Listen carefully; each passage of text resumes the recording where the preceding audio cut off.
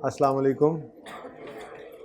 Lecture 70 part B start करते हैं जी। Kaif one का हाइब्रिड फारिग कोई नहीं बैठा उधर है, हाइब्रिड वाले भी इधर ही आए हुए हैं। अच्छा जी, हमने करेक्शन ऑफ एरर के अंदर थोड़ा सा पीरियोडिक परपेचुअल को रिवाइज किया था, जिसमें हमने एंट्रीज देख ली थी और अकाउंट्स बनाकर ट्रायल की शक्ल देखकर थोड़ा सा प्रॉफिट एंड लॉस को बनाना भी सीख लिया था। ज़रूरत इसकी कोई नहीं पड़नी, कहीं पड़ेगी भी तो देख लेंगे। बात इस सारी की सिर्फ आपको कॉन्फिडेंस देना था और सिस्टम्स का बताना था, वरना तो आपको स्टॉक के बारे में वैसे ही बता दिया हुआ है कि स्टॉक की कोई भी एडजस्टमेंट हो तो आपने स्टॉक को सोचना है, दूसरा इम्पैक्ट कॉस्ट ऑफ सेल को डाल देना है। मैं समझा भी देता हूँ कि ये कैसे हुआ करेगा। जैसे मिसाल के तौर पे ये सिचुएशन है, 58 रुपये का स्टॉक है। अब इस स्टॉक में मैंने कहा गलती से 8 रुपये का स्टॉक किसी और का ऐड हो गया है, करेक्शन करनी है। तो मैंने क्या कहा है आपको, क्या कहा हुआ है आपको, आप स्टॉक को सोचो। स्टॉक एसेट है, एसेट ज़्यादा हो गया गलती से, कम करें तो स्टॉक क्रेडिट और cost of sale debit. Stock कम होने से कॉस्ट ऑफ सेल बढ़ती है ना, क्लोजिंग स्टॉक कम होने से। अब उसका असर देखोगे यहाँ पे कैसे पड़ेगा। ये देखो, जब स्टॉक को आपने कम करना है तो दूसरा इम्पैक्ट किधर डाल देना है, हो गई कम, ठीक है। अब यही काम अगर इस सवाल के अंदर वो बोल दे, वो यूँ कह दे क्लोजिंग स्टॉक जो है वो 92 और 34 ये करने के बाद 58 ही आता है ना, और वो कहे 58 जो है इसमें 8 रुपये किसी और का स्टॉक ऐड हो गया, तो मैं कहता हूँ वही उसूल रखो जो सिखाया था। वो उसूल क्या है, स्टॉक को कम करो। अब जब हमने स्टॉक को कम करना है 8 रुपये से यहाँ पे 50 होगा, ये 8 से कम होगा तो कॉस्ट ऑफ सेल 8 से। अब डबल एंट्री क्या पड़ेगी, स्टॉक क्रेडिट और तो यहाँ पे भी स्टॉक वही क्रेडिट हो गया, कॉस्ट ऑफ सेल ऑटोमेटिकली क्या हो गई। तो अल्टीमेटली आपका असर वही पड़ना है जो आपको सिखाया था। यानी कि इतनी लंबी जो है वो गपशप थी, उसके अंदर कोई ज़रूरत पड़ गई आगे तो पड़ गई। वैसे इन्वेंट्री के लेजर की ज़रूरत अगले टॉपिक्स में मुझे पढ़नी है। ट्रायल के अंदर एनपीओ के टॉपिक में ख़ास तौर पे जाके ट्रायल के अंदर मुझे ये स्टॉक की परचेजेस की इन बातों की ज़रूरत पड़नी थी, तो मैंने कहा चलो साथ के साथ ये भी हो जाए। लेकिन करेक्शन ऑफ एरर के लिए हम सेफ एंड साउंड चल रहे हैं। करेक्शन ऑफ एरर के लिए मैंने आपको कहा था स्टॉक की कोई भी एडजस्टमेंट हो, ज़िंदगी आसान रखना, सिर्फ क्या करना, स्टॉक को सोचना। स्टॉक को सोचकर एसेट है, रिकॉर्ड करना आसान है, बढ़ना है तो बढ़ा लो, कम करना है तो कम कर लो, दूसरा इम्पैक्ट आंखें बंद करके कॉस्ट ऑफ सेल में डाल लो। अल्टीमेटली वो आपका ऑब्जेक्टिव अचीव हो जाएगा, ठीक है ना। जी मैंने अभी दोनों मेथड्स का ही बताया, दोनों मेथड्स का यही बताया, ठीक है ना। यानी कि ये काम हुआ पड़ा है, प्रॉफिट निकला हुआ है, ठीक है ना, प्रॉफिट निकला होगा। तो आपने कहा जी 8 रुपये से स्टॉक कम करो, तो आपने उसकी एंट्री क्या की, स्टॉक क्रेडिट, और कॉस्ट ऑफ सेल जो निकली हुई थी 192 उसको बढ़ा के डेबिट कर लिया अल्टीमेटली। या सही वाला स्टॉक लिख लो दोनों जगह पर, तो भी असर तो वही पड़ना है। इधर स्टॉक 8 से कम होना है, इधर कॉस्ट ऑफ सेल 8 से बढ़ जानी है, तो काम वही हो रहा है, असर वही पड़ रहा है। अगर प्रॉफिट पे असर मांगे तो भी क्या है, कॉस्ट ऑफ सेल बढ़ गई। बैलेंस शीट सही करवाए तो भी क्या है, एसेट स्टॉक 8 से कम हो गया। ये इधर हो चाहे इधर हो, तो ज़िंदगी आसान है। ये बताने के लिए भी सारी बात की कि सेफ हैं आप, कोई मसला नहीं है अगर उस असम्पशन पे चलें तो, लेकिन कॉन्सेप्ट पूरा होना चाहिए। बाकी फिर जुगाड़ तो पेपर पास करने के लिए होते ही हैं हमारे पास, वक्त बचाने के लिए, ठीक है। अच्छा मिसाल ये गलत एंट्री हुई है, मैं कहता हूं जी ओरिजिनल एंट्री होनी चाहिए थी। जरा मैं आपको फिर प्रूव करता हूं। ये मैंने कहा था ओरिजिनल रॉन्ग भी हो सकती है, लेकिन मत जाना ओरिजिनल रॉन्ग की तरफ से, वो कहने लगा हूं। क्या 58 रुपये की एंट्री हो गई, ओरिजिनल होनी किससे चाहिए थी, ये एंट्री जो पीरियोडिक में होती है, stock debit cost of cell credit, कितने से होनी चाहिए थी, 50 से। कितने से होनी चाहिए थी, 50 से। गलती में हो किससे गई, stock debit cost of sales कितने से, 58 से। करेक्शन करनी है तो क्या करो, स्टॉक डेबिट होना था 50, डेबिट हो गया, सही करने के लिए क्रेडिट कर लो 8 से। कॉस्ट ऑफ सेल क्रेडिट होना था 50 से, ज़्यादा क्रेडिट हो गया, सही करने के लिए।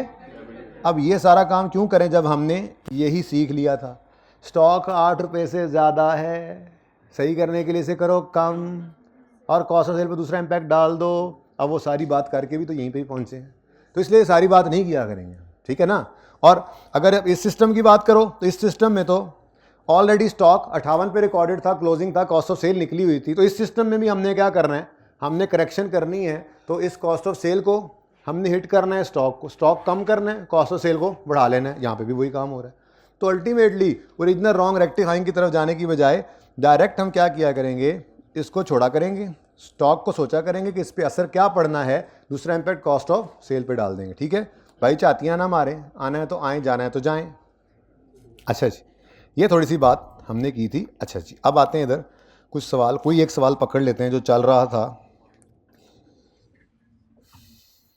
ये पास पेपर्स में देखते हैं, तरतीब से ही चल पड़ते हैं, सारे ही जो करने हैं, सारे ही जो डिस्कस करने हैं तो कोई एक ये चौथा कर लेते हैं। चौथा हो गया था, चौथे में एडजस्टमेंट 4 मैंने आपको करवा दी थी, इसमें तो कोई मसला नहीं है। ठीक है, अब क्विकली ज़रा बाकियों को भी देख लेते हैं, जो आसान होगी बहुत ज़्यादा फिर भी देख लेंगे, उसको क्विकली करते चले जाएंगे। ये सवाल तो करते हैं, उसके बाद देखते हैं फिर कोई और सवाल इसी का पकड़ना है या गवर्नमेंट ग्रांट करनी है, क्योंकि मैंने 3 तक का टाइम आपसे लिया और उससे भी पहले की कोशिश करनी है आपको छुट्टी देने की, ये मेरा वादा है आपसे। तो इसीलिए ये काम ऐसा है, जहाँ पे यहाँ पे रुक गया ना, टाइम हो गया, चलो कोई नहीं, अगली बार कल कर लेंगे, बस याद रखना है इस सवाल तक आए। तो इसलिए जो काम अपने घर करना है ना, वो बस मिल के कर रहे हैं। लेकिन अब से ये होगा, अभी कुछ सवाल होमवर्क में पेंडिंग है जो डिस्कस होने से रहते हैं। चलो जब तक वो नहीं डिस्कस हो जाते तब तक मैं नया होमवर्क नहीं दे रहा, फिर जब वो हो जाएंगे तो कोई नया सवाल मैं आपको होमवर्क में दूंगा, तो वो आपको घर पे ये है कि थोड़ा सा करके आना पड़ेगा, उसको डिस्कस करते रहेंगे हम। ठीक है ना, बस इस क्लास में यही चला करेगा। इसी तरह से पिछले टॉपिक्स जब ये ख़त्म कर लेंगे, करेक्शन ऑफ एरर रोज़ ही मिल लिया करेंगे ना, तो फिर पिछले वाली पेंडेंसीज छोटी मोटी जो है वो रिमूव करना शुरू कर देंगे। और कुछ ना बचा तो ऐसे ही कोई सवाल किसी टेस्ट का उठा लिया करेंगे जो रह गया, और डिस्कशन से किसी पुराने टॉपिक का, ताकि पुराना टॉपिक भूल ना जाए हमें, वो तो रिवाइज हो जाए, डिस्कशन भी होती जाएगी और रिवीजन भी होती जाएगी। ठीक है, अच्छा जी, तो अभी तक तो इरादा यही है। बाकी देखो, अब मंडे वाले दिन ज़रा फ्रेश होता है, हो सकता है 2-3 दिन बाद मेरी अपनी बस हुई हो। कंप्यूटर्स कॉस्टिंग 240 परचेज्ड ऑन यकम सितंबर 17 for office use were debited to purchases account, यानी कि एंट्री होनी चाहिए थी computer debit cash credit, entry होनी चाहिए थी, ओरिजिनल एंट्री होनी चाहिए थी। आप तो एक सफ़ा इस सवाल के लिए अब छोड़ देंगे ना, उसके ऊपर आपने ओरिजिनल रॉन्ग वर्किंग में करना होता है, जितनी ट्रांजैक्शन है। ठीक है ना, तो कंप्यूटर डेबिट कैश क्रेडिट होना था 240 से, पर गलती से पेज नंबर ये ऊपर नज़र आ रहा है 386 से अगला 87, गलती से क्या हो गया, was debited to purchases account. अच्छा, परचेजेज अकाउंट डेबिट कर रहा है, मतलब कि शायद पीरियोडिक सिस्टम यूज़ कर रहे होंगे, कहीं लिखा हुआ था, नहीं लिखा हुआ तब भी परचेजेज जब हिट कर रहा है तो वो पीरियोडिक सिस्टम में ही होगा। अच्छा, अब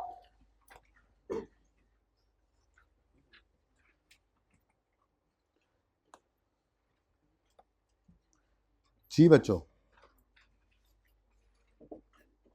रेक्टिफाइंग एंट्री, कंप्यूटर को डेबिट करें, डेबिट होना था नहीं हुआ कर दें, कैश क्रेडिट होना था हो गया कुछ ना करें। ये नहीं कि कट जाते हैं ये ओरिजिनल रॉन्ग, इसीलिए तो मैं कहता हूँ ये रिक्वायरमेंट नहीं है, मैं काट रहा हूँ इसको इसीलिए हर रोज। ठीक है, कि डायरेक्ट करो, ये डायरेक्ट होने वाली है, एडजस्टमेंट डायरेक्ट होने वाली थी। ठीक है, तो कंप्यूटर डेबिट करो और परचेज गलत डेबिट हो गया, सही करने के लिए क्रेडिट कर दो। लेकिन अगला मसला क्या है, अगला मसला यह है कि एसिड बढ़ रहा है, एसिड बढ़ रहा है तो डेप्रिसिएशन को भी बढ़ाना पड़ेगा। अब वो कहता है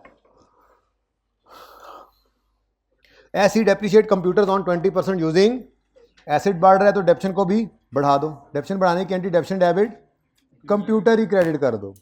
मेरा मशवरा है रेक्टिफिकेशन के टॉपिक में रेक्टिफिकेशन करते हुए डेप्शन की एंट्री एसिड को डायरेक्ट ही डाल दिया करो, वैसे फ़र्क नहीं पड़ता, डेप्रिसिएशन डेबिट अक्यूमुलेटेड डेप्शन क्रेडिट भी लिख सकते हो, ये भी बिल्कुल ठीक है, ये भी बिल्कुल ठीक है। और इसको अगर आप कंप्यूटर में क्रेडिट कर दो तो ये भी बिल्कुल ठीक है, लेकिन फिगर क्या हो ये इंपॉर्टेंट है। तो 20% है, 20%, लेकिन ये तो पूरा साल है। अब किस दिन ये काम हुआ था, वो कहता है यकम सितंबर 17 को हमने परचेज किया था और ईयर एंड है हमारा 31 दिसंबर 17। ठीक है, तो इसका मतलब 4 महीने, 4/12। जी बोले, मेरे ख्याल में तो इस एडजस्टमेंट में किसी को कोई मसला नहीं आया होगा। ठीक है जी, तो ये 2 एडजस्टमेंट्स रेक्टिफाइंग एंट्रीज 2 हो गई, नंबर 1 और नंबर 2। ठीक है जी, तो ये एडजस्टमेंट नंबर 1 हो गई। ऐसे ही मैं करता जा रहा हूँ, रेक्टिफाइंग एंट्री सिर्फ ज़रूरत थी, रेक्टिफाइंग एंट्रीज नंबर 1 नंबर 2, ऐसे ही इस एडजस्टमेंट 4 की ये रेक्टिफाइंग एंट्रीज हैं, ये 3 थी इसके अंदर, नंबर 1 नंबर 2 और नंबर 3, क्योंकि प्रोविजन का भी इम्पैक्ट डालना था ना हमने, तो ये 1, 2 और 3। ठीक हो गया। चलें आगे। Number 2, furniture costing 1200 and having book value of 670 as on 31 दिसंबर 17 had already been sold on यकम नवंबर। अब ये अच्छी एडजस्टमेंट थी जरा, यानी फिक्स एसेट में इस तरह की एडजस्टमेंट देता है, लेकिन हमने इससे ज़्यादा मुश्किल कर ली हुई थी। ठीक है, टेस्ट के अंदर भी 2 सवाल थे बड़े इंपॉर्टेंट, याद है, करेक्शन के, वो भी डिस्कस होंगे इंशाल्लाह, इन्हीं क्लासेस में हो जाएंगे वो भी। ठीक है, अच्छा, तो वो कहता है जी फर्नीचर जो हमने ख़रीदा था 1200 रुपये का, वो यकम नवंबर 17 पे, हमारा ईयर एंड 31 दिसंबर 17, वो यकम नवंबर 17 पे ऑलरेडी बिक चुका है। वैसे कोशिश मेरी ये होगी मैं बैठ के पढ़ाऊँ इस क्लास में। वो यकम नवंबर 17 को ऑलरेडी बिक चुका है और उसकी सेल प्रोसीड्स कहीं गड़बड़ हो गई हैं। डेप्रीशिएट करता है 10% यूजिंग स्ट्रेट लाइन मेथड। अब वो कहता है कंप्यूटर की कॉस्ट, ये फर्नीचर की कॉस्ट थी 1200 और बुक वैल्यू उसने किस दिन की दे दी जालिम ने, ओए, तो नंबर 2 एडजस्टमेंट आ गई। ठीक है जी, इससे पहले थोड़ी सी इसकी कहानी देखनी भी पड़ेगी। ये तो है जी अक्टूबर, नवंबर और दिसंबर, तो यकम नवंबर को ना बिक गया, ऐसे ही है ना, यकम नवंबर वो कहता है कि ये ऑलरेडी बिक चुका है यकम नवंबर पर। ठीक है जी, हमारा साल ख़त्म होना है 31 दिसंबर पर 2017। अब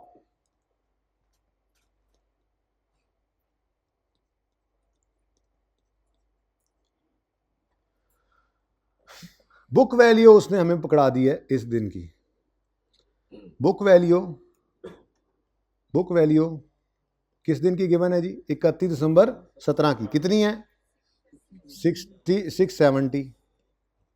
अब जब मैंने इसकी ओरिजिनल एंट्री पास करनी है, मुझे अक्यूमुलेटेड डेप्रीसिएशन चाहिए, जो मैं निकालूंगा 1200 माइनस, नहीं 670 नहीं कर सकता, यही तो मसला था। 1200 माइनस वो बुक वैल्यू जो यकम नवंबर पर होगी, यहाँ पर तो उसको माइनस करना है क्योंकि डेप्रीसिएशन हमने डेट ऑफ सेल तक की माइनस करनी होती है। अगर आपने 670 वाली बुक वैल्यू को माइनस कर लिया तो ये तो अक्यूमुलेटेड ऑप्शन निकल आएगी 31 दिसंबर 17 तक की, जबकि हाँ हम तो एसेट को यकम नवंबर 17 को बेच चुके हैं, तो नवंबर दिसंबर 2 महीने की डेप्रीसिएशन नहीं होनी चाहिए थी। अब 2 सूरतें हैं। पहली सूरत, इस 670 को डायरेक्ट ही पीछे ले आए, वो कैसे ला सकते हैं, वो ज़रा मुश्किल काम हो जाएगा। लेकिन एक बात हो सकती है, हाँ हमें स्ट्रेट लाइन मेथड में ये पता है कि 1200 अगर कॉस्ट है तो कितने परसेंट, 10% लगाएंगे तो ये पूरे साल की डेप्रीसिएशन आ जाएगी। कितनी बनती है, 120। इसको डिवाइड करेंगे अगर 12 से तो पर मंथ कितनी डेप्रीसिएशन आ जाएगी, 10 रुपये। इसका मतलब 2 महीने की डेप्रीसिएशन जो ज़्यादा चार्ज हुई है वो 10 रुपये है, उसकी वजह से ये बुक वैल्यू कितनी हो गई है। तो अगर मैं इस बुक वैल्यू को वापस लाना चाहूँ, इस दिन पर लाना चाहूँ, तो इस दिन की बुक वैल्यू बनेगी 690। और वो कैसे बनेगी, मैं कहूँगा जी 670 को 670 में आप ऐड करें 1200 divided by 1200 into 10% divided by 12 into 2। ठीक है जी, ये किसी को समझ ना आए तो मुझसे पूछ सकता है। तो यहाँ पर यकम नवंबर पे ये बुक वैल्यू कितनी बन जाएगी, 690। अब ये बुक वैल्यू जो है इसको हम यूज़ कर सकते हैं और अक्यूमुलेटेड डेप्रीसिएशन अब हम निकाल सकते हैं, क्योंकि डेट ऑफ सेल तक की डेप्रीसिएशन हमने माइनस करनी होती है बच्चों। ठीक है, तो वो फिर देखते बेटा, बुक वैल्यू गिवन है, अगर ईयर एंड वाली तो फिर मजबूरन स्टार्ट वाली निकालनी पड़ती, ना निकलती तो 1200 को लेकर आते, डेट ऑफ परचेज गिवन है, सवाल गिवन है तो मतलब अगर नहीं है गिवन तो ये सवाल में ज़रूरत नहीं है, अगर वो इस तरफ लेके जाता तो वो डेट ऑफ परचेज देता, फिर हम उसको तफसील से करके लाते, तो सवाल बदलता तो डाटा उस हिसाब से बदल जाता ना। तो नहीं ना बेटा, हमने अगर रिड्यूसिंग बैलेंस मेथड भी होता तो 1 नवंबर से पहले पहले तक की डेप्शन निकालनी थी, तो वो बुक वैल्यू वो फिर तफसीली वर्किंग करनी पड़ती। तो अगर लगाएंगे तो सवाल में बहुत सारे मगर आएंगे, वो मगर आएंगे, वो डाटा साथ देगा, उस हिसाब से सवाल बदलेगा। तो ठीक है। अच्छा जी, 1200 माइनस, अच्छा ये ना ऐसे, ये अगर आपकी लेट से वर्किंग, अभी कोई वर्किंग तो हमने कोई नहीं की होनी इस सवाल में, या ये शायद की हो, कोई वर्किंग नहीं की अभी तक, ब्रैकेट्स में काम चल रहा है, तो मैं इसको यूं बोल दूंगा वर्किंग नंबर 1। ठीक है, ये मेरी क्या इतनी सी, बस इतनी सी वर्किंग नंबर, ये वर्किंग अगर 1 है ना तो इसको मैं 1.1 कह दूँगा। बात समझ आ रही है? सिर्फ इतनी सी, ये 670 जो उसने क्लोजिंग में बताया, जमा 2 महीने की डेप्रिसिएशन, क्योंकि मैंने 670 को वापस 1 नवंबर में लाना था, तो 2 महीने की डेप्रिसिएशन जो लेस हो चुकी है इस तक जाते जाते उसको ऐड बैक कर दें। ठीक है, अब ये 690 है जी, बताएं अकोमोडेशन कितनी आ गई? 510। अब कैश गिवन है, वॉज सोल्ड फॉर मैनू तो देखने दो, वॉज सोल्ड फॉर फर्नीचर, ये द प्रोसीड्स ऑफ 700 कहीं भेजी हैं उसने, पहले तो लिख तो लें 700। अब एसेट अकाउंट में से, एसेट का नाम क्या है? फर्नीचर। फर्नीचर अकाउंट में से क्रेडिट क्या करेंगे? फर्नीचर की कॉस्ट कितनी जी? 1200। अब गेन आ रहा है लॉस आ रहा है? गेन है बेटा मेरे ख्याल से तो 10 का, तो पीएनएल में गेन है, पीएनएल बैलेंसिंग, और ये क्या है जी हमारे पास? गेन। ये होना चाहिए था जी। अब देखते हैं हुआ क्या, देख लेते हैं जी। पहले ये तो लिख लूँ 700, अभी तो यही सेट नहीं हो रहा मुझसे। 1200 फिर भी लाइन अंदर नहीं आई उसके, वो चलो क्या हो सकता है, वो अलग अलग ही चल रहा है जी। कितना था? 10। ये होना चाहिए था जी ओरिजिनल। ये वर्किंग में आपने किया। अब हुआ क्या पड़ा है? रॉन्ग क्या हुआ है? रॉन्ग क्या हुआ है? 2 चीज़ें हुई हैं रॉन्ग। पहली चीज़ तो उन्होंने ये 2 महीने की डेप्रिसिएशन एडिशनल चार्ज कर दी है, मानते हो? डेप्रिसिएशन एडिशनल चार्ज हो गई गलती में, डेप्रिसिएशन डेबिट एक्यूमुलेटेड, नहीं चार्ज हुई, नहीं चार्ज हुई, वही है चार्ज, वो 600 नहीं, हाँ वो 670 पे पहुंचा कैसे? डेबिट होकर ना। ठीक है, तो रॉन्ग एंट्री में उन्होंने ये डेप्रिसिएशन कर दी, पूरी ही कर दी। ठीक है, अब मैं कह रहा हूँ कि आपको ओरिजिनल के अंदर 8 महीने की या तो कर लें, ठीक है, ओरिजिनल के अंदर या तो 8 महीने की डेप्रिसिएशन कर लें, और फिर आगे 10 की, और फिर आगे 12 महीने की करें ताकि सिर्फ 2 की रिवर्सल पड़े, या फिर सिर्फ 2 की डायरेक्ट कर लें। क्या करना चाहेंगे? तो फिर 2 की डायरेक्ट करें तो रॉन्ग के अंदर इसको ना लिखें, फिर ज़बानी करना पड़ेगा आपको। ये बात समझ आ रही है? ठीक है, अब वो कहता क्या है कि हमने इसको, ये बात समझ ना आई तो मैं दोबारा से वो वैसे भी करवा दूंगा जैसे मैं कह रहा हूँ कि आप कर लें, मैं वैसे भी करवा दूंगा, नो इशू। ठीक है, तो एक एडजस्टमेंट हर सवाल में आप गौर करेंगे, बरकत के लिए ऐसी ज़रूर होगी जिसने थोड़ा सा आपको परेशान करना है। आपने उससे परेशान नहीं होना, उसमें हाथ पाँव मारने, 1-2 इम्पैक्ट सही हो गए, उसके नंबर मिल गए, बाकी आसान पड़ी तो हैं वो पास कराने के लिए। हर सवाल 60-70% सही कर लो, सारा पर्चा इतना सही हो जाना और पास हो जाना आपने। The sale proceeds were wrongly credited to sales account G 700। अब rectifying entry I, accumulated depreciation debit होना था 510 से, नहीं हुआ तो कीजिए कितने से? 510। भाई नाराज होके चले गए। कैश डेबिट होना था, क्लास है अच्छा, और हो गया इसलिए कुछ ना करें। पीएनएल क्रेडिट होना था, नहीं हुआ, करिए।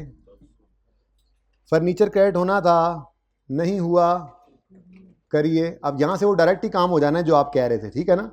और उसके बाद सेल गलत क्रेडिट हो गई, सही करने के लिए डेबिट करिए। अब चूँकि एसिड ने रेक्टिफाइंग एंट्री में आपको दर्शन करा दिए हैं तो आप समझ जाएंगे कि अगला काम भी होना है। और वो कौन सा होना है काम? अब यहाँ से वही 20 रुपये निकलेंगे जो मैं कह रहा था कि यहाँ पे फिर या तो आप 10 महीने की चार्ज करो, यहाँ रॉन्ग में 12 की करो और 2 की जो एडिशनल हुई है उसको रिवर्स करो। या मैं कह रहा हूँ कि डायरेक्ट ही इम्पैक्ट निकाल लो, ठीक है। तो डायरेक्ट इसीलिए इम्पैक्ट निकाला, फर्नीचर कम हो रहा है तो डेप्शन को भी कम करो, अक्यूमुलेटेड डेप्रिसिएशन या फर्नीचर जो भी लिख लो, डेबिट और डेप्रिसिएशन एक्सपेंस क्रेडिट। अब 1200 कॉस्ट थी, इस पर 10% लगा और डेट ऑफ एरर क्या है, यकम नवंबर, ईयर एंड क्या है 31 दिसंबर, यही सिखाया था। लो कितना आता है, वही 20। तो दूसरे तरीके से भी कर सकते हैं आप, उसमें आपको पूरे 12 महीने की वेल डेप्शन चार्ज करनी पड़ेगी, 8 महीने की ओरिजिनल में और 10 महीने की ओरिजिनल में और 12 की रॉन्ग में। फिर आपने कहना ओहो 2 की ज़्यादा चार्ज होगी तो रिवर्स करो, होना तो यही है, ठीक है। ये एडजस्टमेंट नंबर कौन सी है,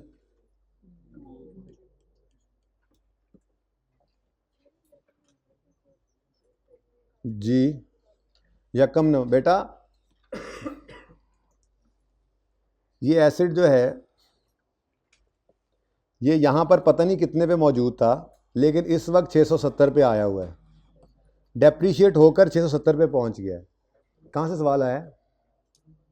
अच्छा 670 की बुक वैल्यू नज़र आ रही है ईयर एंड पर, मुझे ये बुक वैल्यू नहीं चाहिए क्योंकि मैंने यहाँ पर जो बुक वैल्यू माइनस करनी है ना कॉस्ट में से, ताकि मेरी अक्यूमुलेटेड डेप्रिसिएशन निकल सके, वो डेट ऑफ सेल की होनी चाहिए। लेकिन 670 डेट ऑफ सेल की बुक वैल्यू नहीं है, डेट ऑफ सेल 2 महीने पीछे की है। तो इसका मतलब 2 महीने जो डेप्सिट ज़्यादा हो गया है उसको हमें वापस करना पड़ेगा अगर हमें अक्यूमुलेटेड डेप्सिट निकालनी है डेट ऑफ सेल की। अब स्ट्रेट लाइन मेथड है तो हर साल 1200 का 10% यानी 120 रुपये की डेप्शन पूरे साल की होती है।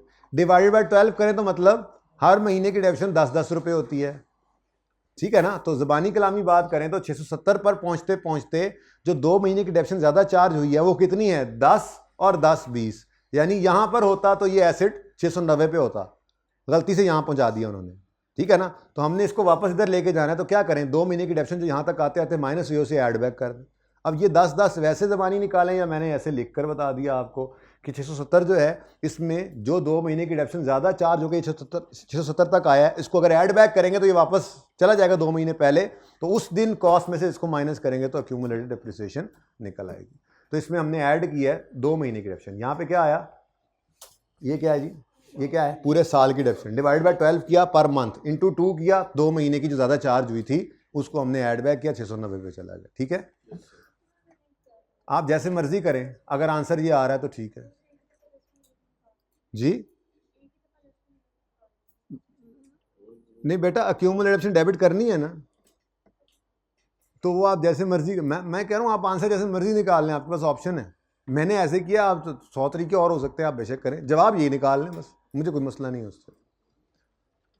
जी स्टूडेंट क्या, हमें क्या पता कैसे चला, कब, हमें तो नहीं पता कब आया है, हमें तो नहीं पता कब आया है। अक्यूमुलेटेड डेप्शन निकाली, स्ट्रेट लाइन मेथड में तो हर साल रेट ने कॉस्ट पे लगना होता है और कॉस्ट सवाल में गिवन है 1200, तो इस साल भी 1200 पर ही 10% लग के 120 की डेप्शन चार्ज हुई। घर पे किया था ये सवाल, करना था, ऐसे नहीं सवाल करने फजूल में, सवाल करके आना है इन क्लासेस के अंदर, वरना मैंने उड़ा के रख देना है, इधर कोई माफ़ी नहीं है। ये कौन सा मैं पढ़ा रहा हूँ पहली बार के आपको समझ ना आए, उल्टा लटका दूंगा मैं काम करके ना आए तो। अच्छा आते रहना, कुछ नहीं कहूँगा। लो जी आपकी फेवरेट एडजस्टमेंट आ गई। On 1st April 17, SE rented out one of its premises, यानी इन्होंने रेंट पर दी है, ठीक है, at an annual rent of 900 payable in advance. अगली बात तो उसने कुछ गलती की हुई है ना, उसको तो छोड़ ही दो, फिलहाल तो पहली बात करो। ओरिजिनल एंट्री आती है, ओरिजिनल एंट्री करके दिखाओ, पता नहीं कहाँ के कहाँ पहुँच गए यार हम, ठहरो इसको ज़रा इधर ले जाएं। ये अब ऐसे ही फैला फूला हुआ करेगा, फैला फूला, ये ऐसे मतलब तरतीब से सवाल करनी ना, कभी कर लिए एक एडजस्टमेंट कभी दो, तो बस ऐसे ही चलेगा काम। ये एडजस्टमेंट नंबर 2 जो है यहाँ भी लिख लिया मैंने, वहाँ भी लिख लिया मैंने। ये एडजस्टमेंट नंबर 2 आ गई, ठीक है। अच्छा, अब यहाँ पर एडजस्टमेंट नंबर 3 कर लेते हैं, जहाँ जगह मिलेगी बस डिस्कशन करते जाएंगे। एडजस्टमेंट नंबर 3, हाँ जी। अब जिन्होंने नहीं भी किया सवाल, चलो उनको भी 30 सेकंड देता हूँ मैं, ओरिजिनल एंट्री वो पास कर लें।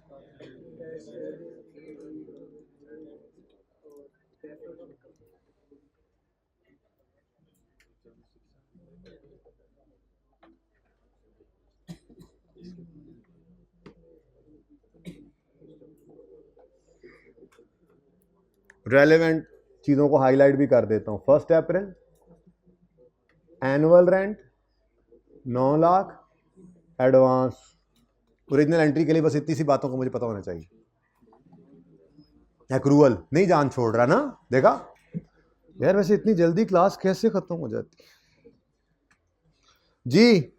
बच्चों बच्चों बच्चों, कितना पैसे आए हैं? Cash debit 900। इसमें से कितना रेंटल इनकम में जाए? क्योंकि 1 अप्रैल से ये साल शुरू हो रहा है और 1 अप्रैल से 31 दिसंबर तक 9 महीने बनते हैं। इन 9 महीनों को हम इनकम में डाल सकते हैं क्योंकि ये सर्विस हम दे चुके। तो 900 तो पूरे साल का है annual rent, divide by 12 into कितने 9 मंथ्स को इनकम बना लो 675, और बाकी क्या है? Advance rent. अब बैलेंसिंग निकाल लो, आपकी मर्जी है, पर्चे में बैलेंसिंग ही निकालना। वैसे क्या है ये 3 महीने का 900/12 इंटू 3, जब सिखाया था तो ऐसे करता था जी 225। ये तो होना चाहिए था।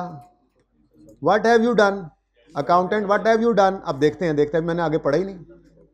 डन बाय अकाउंटेंट कहता है the rent received was credited to. तुम इस क्लास में भी आए बैठे हो, तुमने ये फिर देखो ना कर दिया ना, जब देखो आ जाते हो क्लास में, आगे बैठे तो गलतियां करने के लिए। क्या किया इसने? रेंट जो रिसीव किया था वो क्रेडिट कर दिया इनकम में। खबरदार इसके चश्मे को बात की तो। कैश डेबिट रेंट इनकम कितने से? पूरा 900।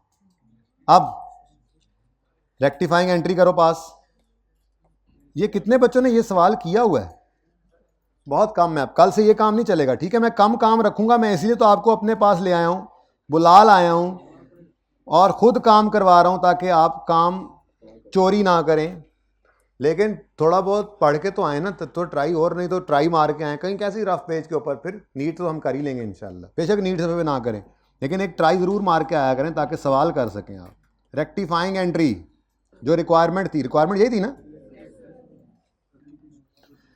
कैश डेबिट होना था, हो गया, कुछ ना करें। रेंट इनकम क्रेडिट होनी थी 675 से, हो गई ज़्यादा, तो रेंट इनकम डेबिट करो। 900 माइनस 675, डिफरेंस कितना? और इसको कहाँ ले जाओ? तो ये बेसिकली ये डायरेक्ट भी आप कर सकते हैं। ये एक्रूअल की एंट्री हुई है, ये एक्रूअल की रेक्टिफाइंग एंट्री हो गई कि आपने एक इनकम ज़्यादा रिकॉर्ड कर ली थी, 225 को इनकम में से निकाला आपने और लायबिलिटी बनाया, क्योंकि ये अभी आपने कमाई नहीं थी। जैसे मर्जी समझ लो, मुझे इससे क्या। रेक्टिफाइंग एंट्री ये रिक्वायरमेंट थी हमारी, बस एक ही एंट्री है ये। तो अभी तक हमने कितनी एंट्रीज कर ली? 1 2 3 4 5 6 7 और 8 रेक्टिफाइंग एंट्रीज हो गई हैं। इस एडजस्टमेंट में से भी 2 एंट्रीज निकली थी, ठीक है। ओके डन, कोई रह तो नहीं गया? 4 हो चुका है, 5 भी कर ही लेते हैं। फिर अब चिल करने के लिए हम आते हैं इस टाइम के अंदर, बस कॉन्फिडेंस लेने के लिए कि जो हम हमारे सामने आ रहा है पेपर्स में, या आ चुका है या आने वाला है, हमें आता है इंशाल्लाह। बस कॉन्फिडेंस थोड़ा सा इसलिए बस बुलाता हूँ, बुलाता रहूँगा, आते रहिए आप। जिस दिन मुझे लगेगा नहीं अब आपकी तसल्ली हो गई, मुझे फिर आपकी छुट्टी करके फिर FAR 2 वालों को पकड़ लूँगा, फिर उनकी पिटाई शुरू कर दूंगा। तो ये तो चलेगा, ये तो होगा, ये वाला लेक्चर यूट्यूब पे इतनी जल्दी चढ़ना चाहिए कि रिकॉर्ड तोड़ दे। नेट डाउन है, कोई बात नहीं, इसीलिए तो नॉर्मल क्लास के अंदर वाली कोई चीज़ एक लफ्ज़ भी नहीं पढ़ेंगे यहाँ पे। एक्स्ट्रा है, किसी भी वक्त लिया जा सकता है।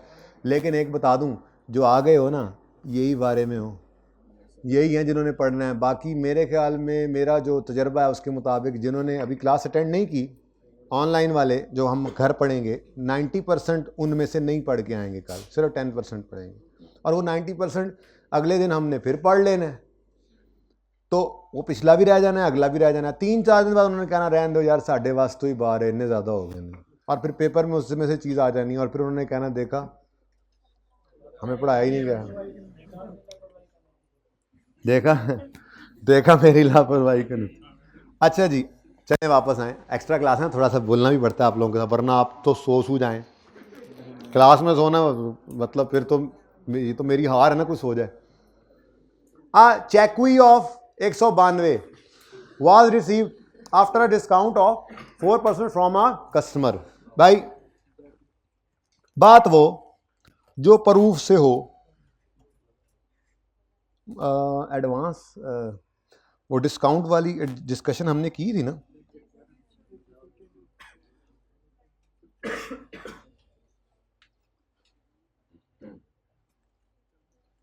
यहाँ पर मेरा में नहीं थी, वो किसी और हैंडआउट में थी, है ना। अब आप लोगों ने वो बताना भी नहीं है मुझे। 11 में ये जज़ाकल्लाह। अच्छा जी, अब देखें डिस्काउंट है ना, सेटलमेंट डिस्काउंट। सेटलमेंट डिस्काउंट जो है, ठीक है, इसकी कहानी ये होती है, एक अमाउंट होती है ग्रॉस, दूसरी डिस्काउंट की फिगर, तीसरी रिसीट की। वो डिस्काउंट को हम परचेज में डेबिट कर देते हैं, डिस्काउंट रिसीट, ठीक है ना। ये 3 चीज़ें होती हैं, gross, discount, net. Gross, discount, net. Gross, discount, net. बोलो बोलो, ग्रॉस, डिस्काउंट, नेट। मैंने कहा जगा लूँ ज़रा। हाँ, हो गया। अब ज़्यादा जाग गए। अच्छा, अब जब कभी आपको डिस्काउंट की एडजस्टमेंट आए ना, तो आपने हमेशा सबसे पहला काम क्या करना है, आपने इसको इस फॉर्मेट के अंदर लिख लेना है, ग्रॉस, डिस्काउंट और नेट। अगला काम आपको आता है, इसलिए ये काम मुश्किल यही पेश करता है जब आपको असल में ना आपको डाटा मिलना मसला होता है, वरना सबने डिस्काउंट पढ़ा होता है, ठीक है। अब अगली बात, ग्रॉस, डिस्काउंट, नेट लिख लिया। अब देख लो कि क्या है, डेटर है क्रेडिटर है। A cheque was received from a customer, debtor था, ग्रॉस डेटर्स, डिस्काउंट अलाउड और नेट डेटर्स। ऐसे ही रिसीव ये क्रेडिटर भी हो सकता था, ठीक है ना। परसेंटेज की बात करें तो वो कहता है चेक आया है आफ्टर डिस्काउंट ऑफ, तो 4% क्या है जी, तो फिर नेट अमाउंट 96 होगी और ग्रॉस अमाउंट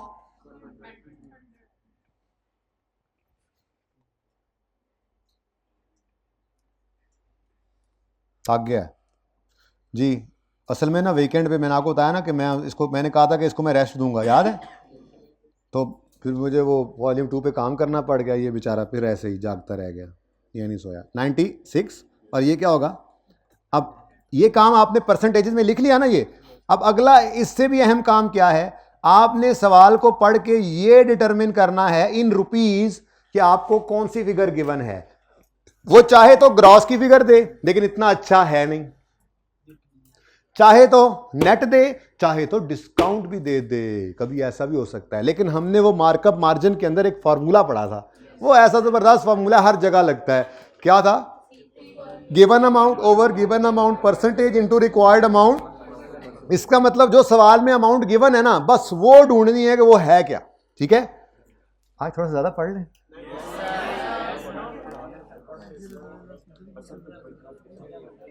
असर तक। अच्छा चलो, ये 12 मिनट तो है ना अभी मेरे पास, एकदम मुझे कम लगने लग जाता है टाइम। कल से मैं इंशाल्लाह टाइम बढ़ाता हूं। अच्छा नहीं ठीक है, ठीक। क्या हमें एक पेपर, तो मैं खुद पढ़ा रहा हूं ना, घर पे नहीं करोगे ये काम, घर पे दूसरों को टाइम दे लेना। हाँ मैंने अपना काम खुद ही करा देना है, ठीक है। अच्छा जी बेटा, हर पेपर को वीक डेज में 1.5 घंटा दे रहे हो, क्लासेस के अलावा तो पास हो गए, नहीं तो नहीं। ठीक है, और वीकेंड पे इसी को डबल कर लो। अब 1.5 घंटे में से अगर मैं आधा घंटा आपको रोक लेता हूँ, 1 घंटा घर पे पढ़ लेना, 1.5 घंटे ज़्यादा ना पढ़ना, ज़रूरत नहीं है। ठीक है, अच्छा सुने, अब सवाल को देखें। A cheque of 192 was received after a discount of 4%। तो ये 192 जो है ये ग्रॉस है या नेट है? देखो, जब आपने किसी को डिस्काउंट अलाउ किया ना, तो वो चेक 200 का बना के आपसे 10 रुपये चेंज नहीं, 8 रुपये चेंज नहीं लेगा मिसाल के तौर पे। ठीक है ना, अगर उसको 10% आपने डिस्काउंट दिया है तो वो 100 का चेक बना के 10 रुपये लेने नहीं आएगा। वो कहेगा मैं चेक ही घर से 90 का बना के ले जाऊँ, या कैश घर से लेकर ही कितना निकलेगा, 90 रुपये का। तो वो कह रहा है चेक रिसीव हुआ 192 का, जिस जो डिस्काउंट के बाद है, तो फिर ये कौन सी फिगर गिवन है, नेट। तो अगर रुपीस की बात करें तो ये 192 रुपीस आ गए, ये नेट है। अब हमें ग्रॉस चाहिए या डिस्काउंट, जो मर्जी निकाल लो। तो 192 को डिवाइड करो 96 से, 192 डिवाइडेड बाय 96 मल्टीप्लाइड बाय 100। सब अटेम्प्ट मिटाएं इसकी पहले जी। 200, ओ इधर तो 100 है, कितना आ गया 200, और यहां पे ठीक है। अब इसकी एंट्री आपको आती है, ये है एंट्री के लिए फिगर्स अवेलेबल आपको। तो ओरिजिनल एंट्री क्या होगी, ओरिजिनल एंट्री क्या होगी, number 5 adjustment, number 5 original entry. ऊपर लिखा हुआ ये वाला यूज कर रहा हूं मैं माजरत के साथ। ठीक है, ओरिजिनल एंट्री बैंक, भाई चेक का आया ना तो बैंक लिख दो, अब कैश क्या लिखना अच्छा नहीं लगता। बैंक डेबिट 192 से, जबकि डेटर क्रेडिट पूरा 200, क्योंकि 8 रुपए हमने क्या कर दिया, डिस्काउंट अलाउ कर दिया। लेकिन आजकल के ज़मानों में हम डिस्काउंट अलाउड को एज एन एक्सपेंस नहीं रिकॉर्ड करते, बल्कि इसको सेल्स में ही डेबिट कर देते हैं। ठीक है, तो ओरिजिनल एंट्री हो गई। अब वो क्या कहते हैं, हाउएवर, वो कैश बुक याद है, कैश बुक बना के दिखाई थी कहीं पे, कहां बनाई थी, कहां बनाई थी, वो तो टाइप्स ऑफ एरर्स में बनाई थी, नहीं वो तो बैंक स्टेटमेंट थी। चलो, कैश बुक के बारे में इतना तो बताया था आपको, इतना तो बताया होगा कि cash book is a combined laser of cash and bank. अब बच्चों आप लोगों ने ना इंट्रो में ये बनानी सीखी हुई है, इसलिए मैं बना तो बिल्कुल नहीं रहा, ये शक्ल बना रहा हूं, मतलब सवाल तो इसके नहीं ना कर सकते अब हम। ठीक है, तो कुछ इस किस्म की शक्ल होती थी, कुछ इस किस्म की शक्ल होती थी कैश बुक की, किसी ने देखी हो?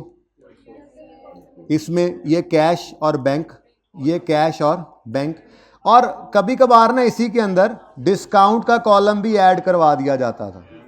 ठीक है जी, वो कहते थे चाहो तो डिस्काउंट का कॉलम भी इसी में ही ऐड कर दो। यार एक तो आप भाई यार ऐसे ना करो यार, अब इस वक्त डिस्काउंट, डिस्काउंट और इधर डिस्काउंट। अब डिस्काउंट डेबिट साइड पर होता है, एक्सपेंस वाला अलाउड, और डिस्काउंट क्रेडिट साइड वाला। अब ये कैश बुक की कुछ शक्ल इस तरह की होती थी। ठीक है, अब मामला क्या है, होना क्या चाहिए, मैं ये कह रहा हूं होना ये चाहिए कि बैंक में आया 192, डिस्काउंट हो गया 8, ये डेटर्स के अगेंस्ट है। ये डबल एंट्री आप इस तरह से किया करते थे बुक्स ऑफ प्राइम एंट्री में, बैंक डेबिट 192, डिस्काउंट डेबिट 8 और डेटर क्रेडिट पूरा 200। ठीक है, ये होना चाहिए था। ये क्या है, ओरिजिनल, ये होना चाहिए था। इधर देखो, ये देखो, ये देखो, ये बैंक डेबिट 192 डेबिट साइड पे पड़ा है ना। ठीक है, फिर डिस्काउंट डेबिट 8, वो एंड पर फिर ना जब इस कॉलम का टोटल होता था तो वो डिस्काउंट अलाउड बनाते थे, बल्कि फिर बड़े हुए आप तो आपने कहा नहीं नहीं नहीं डिस्काउंट अलाउड नहीं, सेल में से नेट, तो इस कॉलम का टोटल करके एक ही बार कर देते थे। लेकिन फिलहाल तो मैं एक ही ट्रांजैक्शन समझा रहा हूं। ठीक है, अब ये होना चाहिए था, लेकिन उसने क्या किया, क्या किया, क्या किया तुमने, ओ भाई, कहता है however in the cash book, ये जो अभी मैंने बनाई है इसमें क्या किया उसने, अमाउंट रिसीव्ड यानी 192 was entered in discount allowed column। Oh my God, account जो ये गलती ये होगी उससे, ये 192 इधर लिख गया और ये 8, असल कहानी ये होगी। यानी उसने रॉन्ग एंट्री क्या की है, रॉन्ग एंट्री क्या की, उसने बैंक डेबिट कितने से किया, 8 से, उसने सेल्स यानी डिस्काउंट अलाउड, ये कितने से डेबिट कर दिया? 192 से। और डेटर के बारे में वो चुप है, ये 8 मिटे तो मैं कुछ करूँ ना। और डेटर कितना जी? 200। तो समझ आई बात की? डन। तो इसके लिए ये पता होना जरूरी था। अब मैं जाहिर है बुक्स ऑफ प्राइम एंट्री जितनी को रिवाइज करा सकता था, जो मेरी जरूरत थी मैंने करा दी थी। अब कैश बुक में मैं इतना ही रिवाइज करा सकता हूँ कि ये कैश बुक की शक्ल ऐसी होती थी, और इससे ज़्यादा को मुझे ज़रूरत भी नहीं है। आप बुक्स ऑफ प्राइम एंट्री पढ़ के आए इंट्रो में, ठीक है ना। बुक्स ऑफ प्राइम एंट्री जब आपको बनवाई नहीं जाती, cash book, sale day book, purchase day book, ये बनवाई नहीं जाती यहाँ पे आपसे, लेकिन आपको पता होना चाहिए कि ये चल कैसे रही होती है, ठीक है। तो ये एक मल्टी कॉलम कैश बुक जिसमें कैश बैंक कंबाइंड लेजर होता है, ठीक है ना। कैश बैंक और मैक्सिमम क्या होता है, डिस्काउंट भी इसमें आ जाए, तो ये मैक्सिमम शक्ल इसकी यही होती थी। कभी डिस्काउंट अलग रख लेते थे, ये ऑप्शन होता है आपका कंपनी का, वो जो मर्जी करे, ठीक है ना। तो इन्होंने रखा हुआ था डिस्काउंट, तो उसने बोला in cash book amount received जो थी वो डिस्काउंट के कॉलम में डाल दी, और जो डिस्काउंट था वो मैंने ऐसे पूरा पढ़ा नहीं, यही लिखा हुआ था। हाँ वो पहली लाइन पढ़ के आगे मैंने वही समझ लिया, लेकिन पढ़ तो लूँ। जैसे वो, अब बस इसके अलावा कोई सवाल नहीं करना। कल एक बच्चे ने कहा था कि वो नलतर वाले सवाल में आपने बैंक चार्जेस इग्नोर किए, वो कौन सा था बच्चा, कौन सा? वो एब्सेंट हो गया, वो बात करके फिर छुट्टी करेंगे, लेकिन पहले होमवर्क ले लेना। अच्छा सुनो सुनो सुनो, however in cash book amount received was entered in the discount allowed column, expense वाले में जाहिर है डेबिट साइड पर, and amount of discount was entered in the, ठीक है। तो रेक्टिफिकेशन करते हैं, बैंक डेबिट होना था, लो भाई कैश की गलती हो गई। तो मैंने कहा था अगर बोलेगा कैश की गलती तो फिर तो मुंह से कह रहा है कि बैंक की ये गलती हुई है, बैंक कॉलम साथ साथ थे ना, गड़बड़ हो गई। तो बैंक डेबिट 92 से 192 से होना था, 8 से हो गया, मजीद डेबिट करो 192 माइनस 8। एग्जामिनर को तो दिखाना है ना, क्योंकि ये रेक्टिफाइंग, ये सिर्फ रिक्वायरमेंट है ये। तो यहां पे आपने ऐसे करके दिखाना है, बाकी तो अगले सफे पे आपकी वर्किंग्स चल रही होती हैं, ठीक है जी। बड़ा अच्छा सवाल था यार, मुझे तो छोटा सा लग रहा था ये। नेक्स्ट ये हो गया डन। सेल डेबिट होना था 8 से, डेबिट हो गया 192 से, तो सेल्स को, अब ये 184 दोबारा बताने की जरूरत नहीं कैसे निकला, ठीक है। और डेटर क्रेडिट होना था, हो गया, कुछ ना करें। तो ये एडजस्टमेंट 5 में से भी एक रेक्टिफाइंग एंट्री आपकी मिल गई आपको। निका जा सवाल लग रहा सी है, मुंह चुई ढिड खुई। 1 2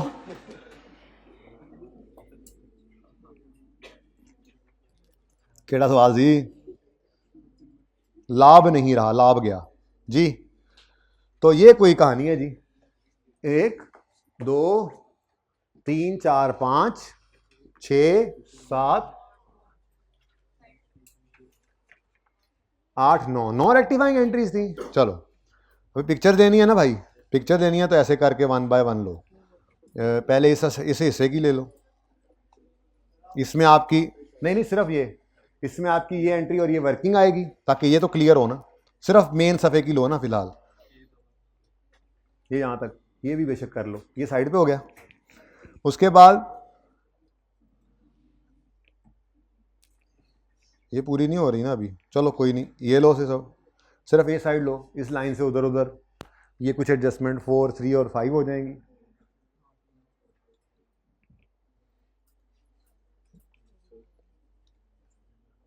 करता हूँ ना, ये तो तस्वीर खींच रहे हैं तो पीछे मुड़ के देखते सी मुंडिया, आगे बैठे हो कभी तो पता हो ना, पीछे बैठे तो तुम पता होता है यार ये इसका मोबाइल आ गया उसका आ गया। ओके पीछे मुड़ के नहीं देखता, चंगे काम कीते होंगे बंदा पीछे मुड़ नसंडी करनी। अच्छा जी कोई मसला अब इस सवाल में? अच्छा सवाल था है ना, अच्छा सवाल था, एंजॉयड। अच्छा जी ये 6 के अंदर एक छोटी सी बात थी, वो बात ये थी, बच्चे ने ये कहा था कि सर रेक्टिफिकेशन की समझ नहीं आ रही। मैंने कहा यार फिर मैं क्या कर सकता हूँ, प्रैक्टिस ही हो सकती है, इससे ज़्यादा जोर तो मैं नहीं लगा सकता। तो उन्होंने कहा जैसे मिसाल के तौर पे इस एडजस्टमेंट में आपने क्या किया, मैंने कहा वो मेरी गलती हो सकती है, मैं चेक कर लूँगा। हुआ क्या, ये कहता है एडजस्टमेंट कड़ी सी, ये an unidentified credit of 294 appearing in the bank statement was accounted for in the suspense. It was पता लगा कि credit was a settlement of an old outstanding balance previously written off. The amount was net of 2% bank charges. अब बच्चे ने कहा आपने bank charges को ignore कर दिया सर। हैं, बिल्कुल हैं, लेकिन मेरे ना सवाल का मतलब पूरा हो रहा था, मैंने इसलिए इग्नोर किया, कोई मसला नहीं था। लेकिन मैं उस बच्चे की याद में, हम उस बच्चे की याद में ये वाली एडजस्टमेंट दोबारा करते हैं। मुझे पता टाइम पूरा हो गया, लेकिन ये अब उसकी याद में अगर कुछ करेंगे तो ऐसा तो होगा ना, किसी की याद में अगर ऐसा कुछ करना पड़े तो।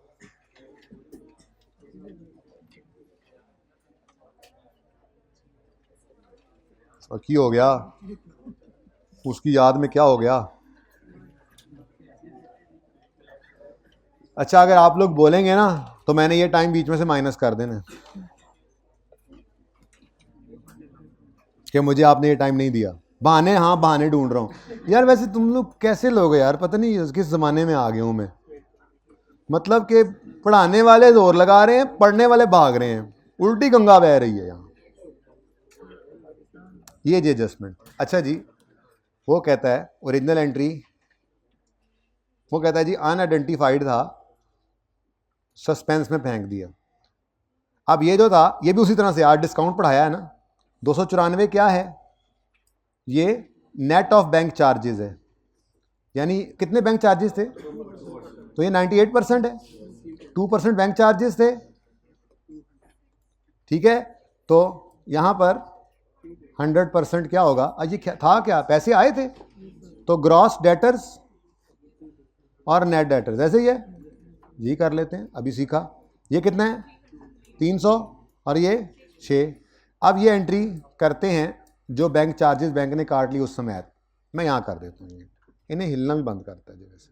अच्छा, अब दोनों एंट्रीज अलग अलग कर लो, कोई मसला नहीं। पहले आप कहो जी बैंक में पैसे आए पूरे, बैंक डेबिट और bad debt recovery income credit, कितने से?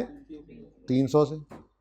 उसके बाद बैंक ने पैसे काट लिए, और बैंक ने पैसे काटने हो तो पैसे उसके पास पड़े होते हैं, वो उन्हीं में से ही काटता है, हमारे घर बंदा नहीं भेजता कि जी है पैसे दे दो। तो बैंक चार्जेस डेबिट और बैंक क्रेडिट हो गया कितने से? 6 रुपये से। अब मैंने चूंकि जर्नल एंट्रीज रिक्वायर्ड नहीं थी ना, P&L वो अलग से बनाने का रिक्वायरमेंट थी, बल्कि बैलेंस शीट में उसका इम्पैक्ट लेना था, तो मैंने क्या किया? मैंने जान छुड़ाने के लिए ये 6 को बैंक को इधर, यानी बैंक 300 से डेबिट हो, 6 से क्रेडिट हो, तो नेट में कह सकता हूँ 294 से डेबिट। एक इनकम 300 से क्रेडिट हो और एक एक्सपेंस 6 से डेबिट हो, तो नेट में कह सकता हूँ कि इनकम जो है वो 294 से क्रेडिट। तो मेरे P&L पे कोई असर पड़ा नहीं था, तो मेरा सवाल ठीक हो गया था। बाकी अगर आप कहते हैं तो इस तरह से एंट्री की जा सकती थी। ये होना चाहिए था जो मैंने काट कूट दिया और कर दिया है उसने, बैंक डेबिट सस्पेंस क्रेडिट, ठीक है जी। कितने से? 294 से। वो मिट जा भाई, चलो आगे चलें, जब तक वो मिट भी जाएगा। 294 से, ठीक है। अब रेक्टिफाइंग एंट्री अगर करनी हो तो मैं कहूँगा जी बैंक डेबिट हमारा 300 से हुआ है 294 से, तो सही करने के लिए इसको, तो वो लंबी चौड़ी कहानी फिर भी उसी तरह से कर सकते हैं, ठीक है। तो कहने का मकसद ये है कि इस तरह से भी किया जा सकता था, लेकिन मैंने क्यों इस तरह से नहीं किया? क्योंकि मेरा काम चल रहा था। तो आप अपनी जगह भाई ठीक थे, जिन्होंने मुझे कहा था ये बात समझ नहीं आ रही, और काम मेरा भी हो गया था। तो जैसे आप चाहें वैसे कर सकते हैं, ठीक है। अच्छा जी, अब पास पेपर्स की अगर बात करें तो पास पेपर्स में हमारे सवालों में से एक ही रह गया, ऐसा ही है। तो इसको अभी तक पेंडिंग रखना है, क्योंकि मैं बाकी देख लूँ ज़रा, बाकी किसी सवाल की अभी गुंजाइश रह तो नहीं गई। तो क्वेश्चन बैंक की तरफ आते हैं, उसमें कौन कौन सा सवाल पड़ा है, क्योंकि वो जो ऑलरेडी होमवर्क दे चुका हूँ ना, ये होमवर्क दिया हुआ है। कितने बच्चों ने किया इसको? कोई मसला आया? यह इजी था वैसे। उसके बाद 3 मैंने करा दिया, 4 होमवर्क में दिया हुआ है, 5 भी दिया हुआ है, ओ माय गॉड 6 भी दिया हुआ है, 7 तो कर लिया था, 6 नहीं दिया था। ये देखो लिखा हुआ है होमवर्क 1, होमवर्क 2 और होमवर्क, अब ये पुराना था, इसलिए मैं अभी तक आपको टाइमथी वाला सवाल पास पेपर 4 है गालिबन, वो होमवर्क नहीं दे रहा जब तक मेरे ये तीनों सवाल क्लियर नहीं हो जाते, ठीक है। तो अगर किसी ने अभी तक ये क्वेश्चन बैंक का 4 ईस्टर्न, 5 बीए और 6 सिब्बी इनको नहीं अटेम्प्ट किया, तो तीनों नहीं भी हो सकते, तो किसी एक तरफ से शुरू जरूर कर दें, एक एक करके करें ताकि हम इनको एक एक करके डिस्कस करते जाएं इंशाल्लाह। फिर बाकी चलते रहेंगे, रोज आना है, कोई जल्दी नहीं है, आप मुझे सुकून से करेंगे, इतना आधा पौना घंटा पढ़ के उसके बाद अल्लाह हाफिज़ किया करेंगे। अगले दिन फिर करेक्शन, जब ये खत्म हो जाएगी फिर पिछली पेंडेंसीज को रिमूव करेंगे, ठीक है। सुबह टाइम से आइएगा, स्टेटमेंट इक्विटी का सवाल होना है पहला इंशाल्लाह, और फिर दूसरा, फिर तीसरा। अल्लाह हाफिज़।